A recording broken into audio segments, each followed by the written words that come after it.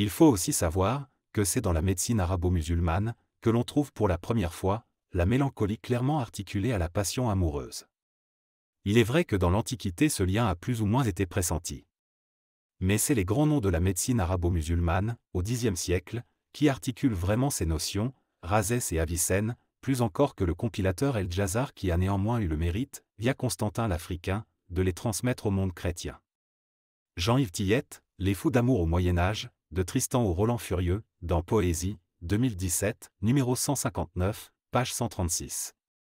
Alors que dans la médecine grecque, inaugurée par Hippocrate et poursuivie par Galien, la mélancolie est essentiellement expliquée par le déséquilibre des humeurs, que sont le sang, la bile jaune, le flegme et la bile noire.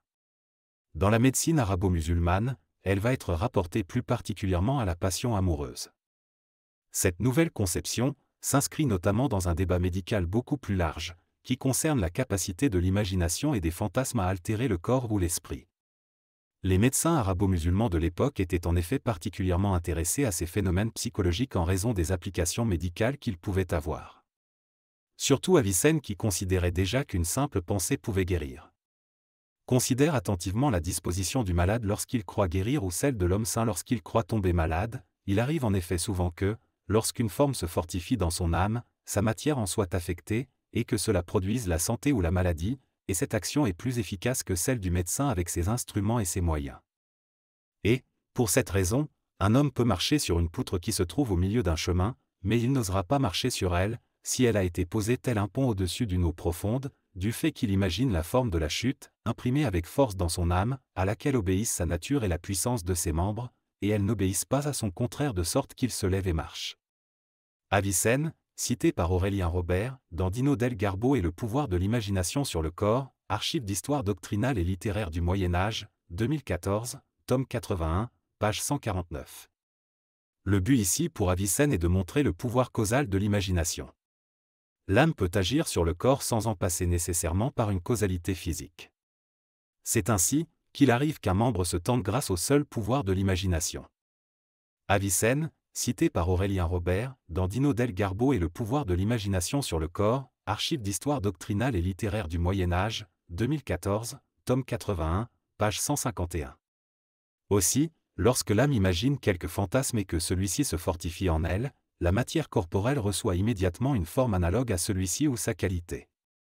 Avicenne, cité par Aurélien Robert, dans Dino del Garbo et le pouvoir de l'imagination sur le corps, archives d'histoire doctrinale et littéraire du Moyen-Âge, 2014, tome 81, page 151.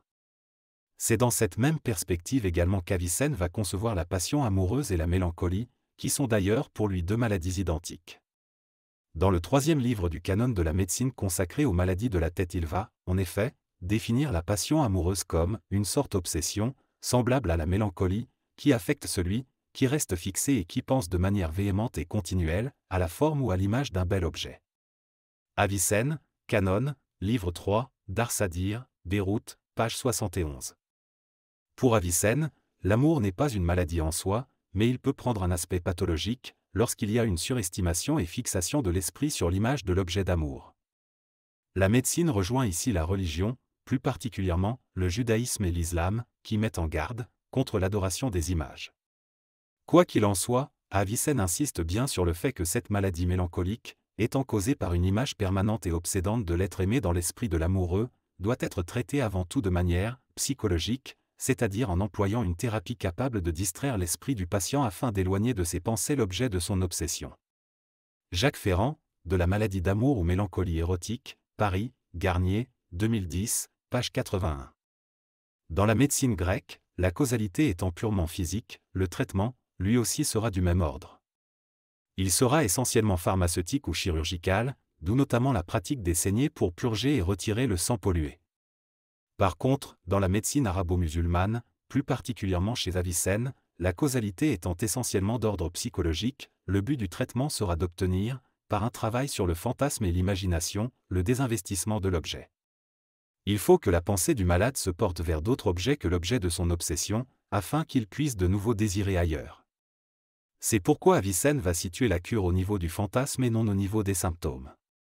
Parce que le fantasme est le lieu de l'investissement, la cure portera aussi sur le fantasme. C'est là, dans le fantasme, où doit se dérouler l'essentiel de la cure, comme travail de désinvestissement, de dépouillement. À partir de là, on comprend mieux pourquoi Lacan va situer l'expérience analytique au niveau du fantasme et non au niveau du symptôme. La valeur de la psychanalyse, c'est d'opérer sur le fantasme. Jacques Lacan, Tous écrits, Allocution sur les psychoses de l'enfant, version numérique, 1967, page 366. Par ailleurs, Giorgio Agamben, dans Stanze, montre bien qu'il y a chez Avicenne cette idée de dépouillement du fantasme. Avicenne présente cette quintuple gradation du sens interne dépouillant, progressivement, denudatio, le fantasme de ses accidents matériels par rapport au sens, qui ne mettent pas à nu la forme sensible denudation perfecta, l'imagination la dénude denudation vera, mais sans toutefois la débarrasser des accidents matériels, parce que les fantasmes de l'imagination sont tels, selon une certaine quantité et qualité et selon un certain lieu. Il s'agit, comme nous dirions, d'images déterminées et non de concepts abstraits. Au sommet de la cavité médiane du cerveau, l'estimative poursuit cette mise à nu du fantasme, dont elle appréhende les intentions non sensibles, comme le caractère bon ou mauvais, convenable ou incongru. C'est seulement au terme de ce processus dans le sens interne que l'âme rationnelle peut se trouver informée par un fantasme entièrement dénudé, dans l'acte de l'intellection, la forme est nue, si elle ne l'était pas, elle le devient, parce que la vertu contemplative la dépouille de telle manière quand elle ne demeure aucune affection matérielle. Giorgio Agamben, Stanze, Paris, Payot et Rivage, 1994, page 132. Qu'est-ce que c'est que cette mise à nu, ce déshabillage du fantasme, si ce n'est une traversée du fantasme? Cette mise à nu, ce déshabillage, indique bien cette idée de franchissement, de traversée. Lacan, évidemment, est un héritier de cette conception. C'est dans la médecine arabo-musulmane, en effet, que le fantasme apparaît, pour la première fois, au premier plan dans la causalité de la mélancolie. C'est là l'un des concepts des plus fondamentaux, qu'elle va léguer à la psychanalyse. Par conséquent, ce concept, on le retrouvera, dès le Moyen-Âge, chez les auteurs, qui écrivent sur l'amor ereos. En effet, pour la plupart, c'est d'abord au canon d'Avicenne et la traduction par Constantin l'Africain de Les Provisions du voyageur de Ibn el-Jazar qu'ils se réfèrent. Il est presque certain que l'honneur d'avoir introduit le concept de mélancolie érotique en Occident revient à la traduction de Les Provisions du voyageur, Zad al-Musafir, de Constantin. Il est très probable que la traduction a aussi introduit le terme éréos, même si le problème de son étymologie, pourtant largement discuté par les critiques littéraires et les historiens de la médecine, nous a échappé. Constantin prend souvent des libertés avec ses sources, mais, dans le cas de la section sur l'éréos, il se contente de répéter le texte original. Jacques Ferrand, De la maladie d'amour ou mélancolie érotique, Paris, Garnier, 2010, page 86. C'est ainsi que le plus grand médecin du XIIIe siècle, Arnaud de Villeneuve, 1240 à 1311, y consacrera un traité entier, Tractatus des Amors Eroico, dans lequel il reprend exactement la même conception que celle des médecins arabo-musulmans. À cause du désir violent, il conserve la forme imprimée dans l'esprit par la fantaisie. Et à cause de la mémoire, il se rappelle constamment l'objet. De ces deux actions surgit une troisième, une cogitation compulsive survient du désir violent et de la constante remise en mémoire. L'amoureux ne sait ni comment ni par quelle méthode il sera capable d'obtenir son objet pour son propre plaisir afin de profiter de ce délice destructeur qu'il avait formulé dans sa psyché. Jacques Ferrand, De la maladie d'amour ou mélancolie érotique, Paris, Garnier, 2010, page 86. Paraphrasant quelques siècles plus tard Razès, Jean de Tournemire, professeur à la faculté de médecine de Montpellier dans les années 1360 à 1390, définira l'amour éréos comme une espèce particulière de mélancolie par une obnubilation des autres facultés en raison de la fixation de l'esprit sur l'image de l'objet d'amour. Jean-Yves Tillette, Les fous d'amour au Moyen-Âge, de Tristan au Roland Furieux, dans Poésie 2017, numéro 159, page 136. Cette même conception nourrira également les réflexions sur le tourment d'aimer du philosophe Marcille Ficin au XVe siècle. L'âme de l'amant est entraînée vers l'image de l'objet aimé, inscrite dans son imagination, et vers l'objet aimé lui-même. Les esprits sont attirés vers ce même but, mais leur vol obsédant les épuise. C'est pour avoir observé ce phénomène que les médecins de l'Antiquité ont affirmé que l'amour est une passion proche de la maladie mélancolique. Le médecin Razi prescrit ainsi, pour en guérir, le coït, le jeûne, l'ivresse, la marche à pied. Marcille Ficin, cité par Giorgio Agamben, dans Stanze, Paris, Payot et Rivage, 1994, page 43. On la retrouvera aussi cette même conception, sous la plume du plus célèbre et du plus génial des romanciers du Moyen-Âge, Chrétien de Troyes, dans son roman Yvan ou le Chevalier au Lion. Ovide passe, sans doute à juste titre, pour avoir influencé la conception de l'amour que se font les troubadours.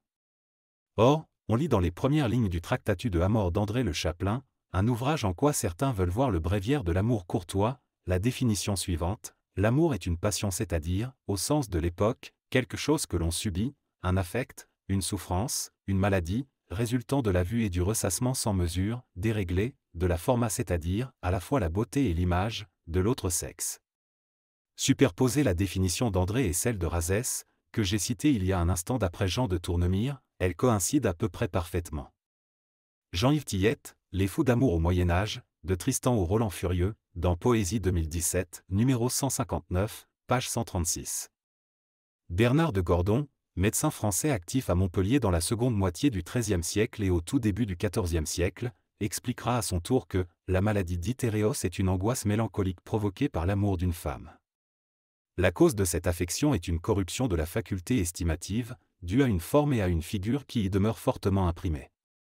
Lorsqu'un homme est pris d'amour pour une femme, il conçoit fortement sa forme, son apparence et sa façon d'être, parce qu'il croit et pense qu'elle est la femme la plus belle, la plus vénérable, la plus extraordinaire et la plus douée des qualités de l'âme et du corps, aussi la désire-t-il ardemment, sans frein ni mesure, en pensant que s'il pouvait satisfaire son désir, il parviendrait à la béatitude et à la félicité. Et son jugement est tellement altéré, qu'il ne cesse d'imaginer la forme de cette femme et qu'il abandonne toute activité, au point d'entendre à peine lorsqu'on lui parle. Et comme il se trouve constamment plongé dans la méditation, sa maladie doit être définie comme une angoisse mélancolique. On l'appelle d'autre part Éréos parce que les seigneurs et les nobles, à cause de l'abondance de leurs délices, étaient sujets à cette affection. Bernard de Gordon, cité par Giorgio Agamben, dans Stanze, Paris, Payot et Rivage, 1994, page 186. Comme le souligne Giorgio Agamben, dans cette description de Bernard de Gordon se retrouvent presque tous les éléments de la théorie d'Avicenne sur la mélancolie.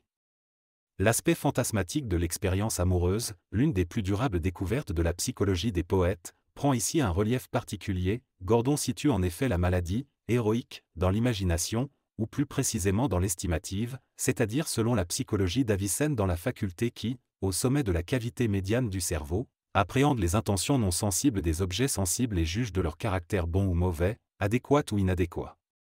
Cette précision topologique n'est pas indifférente, car c'est précisément à la faculté estimative, définie comme la vertu conseillère et gardienne du seuil d'assentiment, qu'en appelle Dante pour fonder la liberté et la responsabilité de l'expérience amoureuse, voire le passage du purgatoire où, par la bouche de Virgile, il inflige un démenti à ces gens qui estiment chaque amour en soi louable chose. De même dans le sonnet Perché la viace la bellezza cor, la tour qui s'ouvre lorsque l'âme est consentante, et qui demeure au contraire fermée à l'intrépide fantasme de Lisette, fait également allusion à la faculté estimative, qui a son siège dans ces mêmes lieux où amour a pris hôtel. C'est l'obscurcissement de cette faculté qui, selon les médecins, provoque la pathologie de la mort Éréos.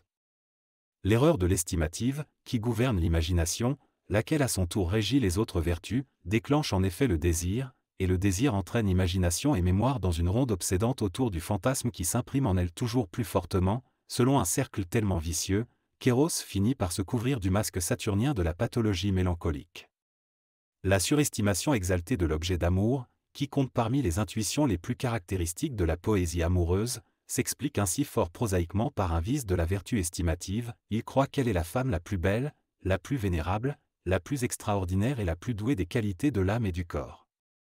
Giorgio Agamben, Stanze, Paris, Payot et Rivage, 1994, page 189.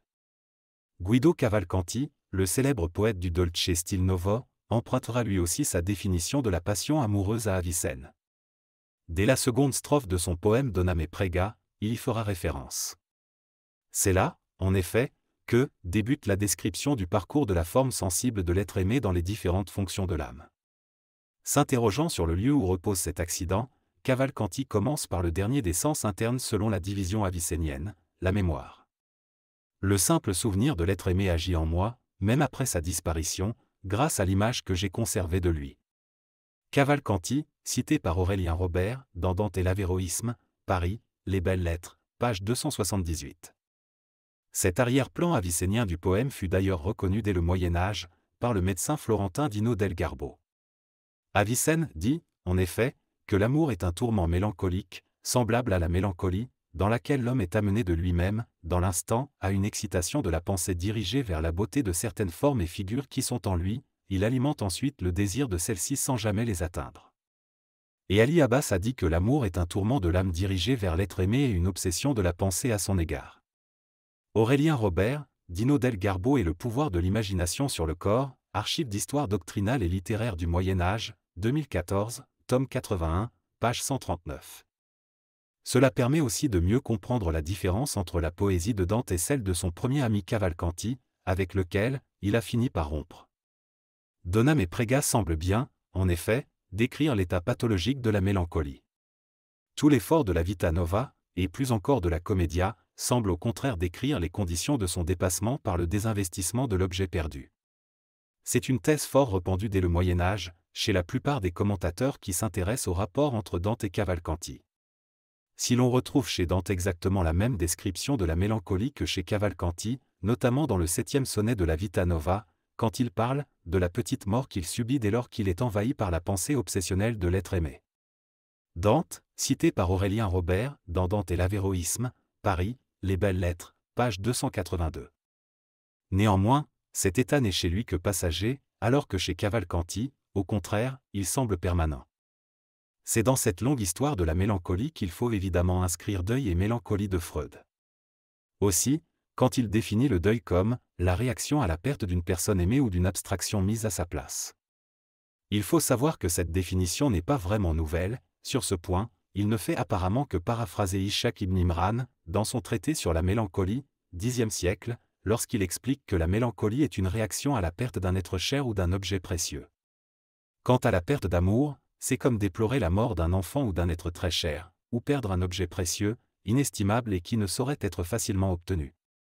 Tel celui qui perd ses livres, d'où il a acquis le savoir des sages, détruit par le feu ou englouti dans un naufrage ou encore dérobé par quelqu'un.